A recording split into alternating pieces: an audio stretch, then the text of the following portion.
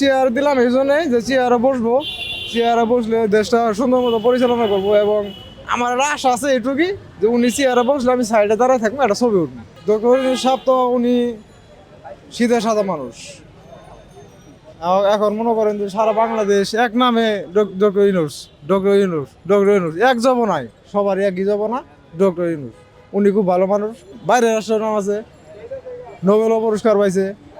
উনি বিভিন্নভাবে ভালো মানুষ। মনে করেন যে ওই চার দোকানে গেলে, চাইলের দোকানে গেলে, যে এনে যায় শুধু ওই ইনুসের কথাই শুনি, যে এনে যায় ইনুসের কথাই শুনি। উনি খুব ভালো মানুষ। চেয়ারটা আসলে আমি বানাইছি 4 দিন, 4 দিন কাজ করছি, মানুষ এলাম 12 জন, রাত দিন 24 ঘন্টা পরিশ্রম করে, মানে ঘুমের কোনো আলাপই নাই। বিশেষ কারো কাজ আছে, আমি রংটা ব্যবহার করছি চায়না রং, আর কাঠটা হলো দেশি কাঠ, 81 কাঠ। খরচটা আমি বলতে চাইতেছি না, আমি শুধু তো ভালোবাসার উপরে দিতেছি। আমার তো খরচপাতি জানারও দরকার নেই, নেওয়ারও দরকার নাই। না, আমার তো হাতের কাজে মনে করেন যে বাইরের রাষ্ট্র হাতের কাজ আছে, বাংলাদেশ থেকে মাল বানাইছি, এই মাল বাইরের রাষ্ট্রেও গেছে, এরকম নামও আছে। এখন তো আমি আমার ইচ্ছে মতো করছি, এখন উনি নিবে কি নিবে না এটা তো ওনার এখতিয়ার।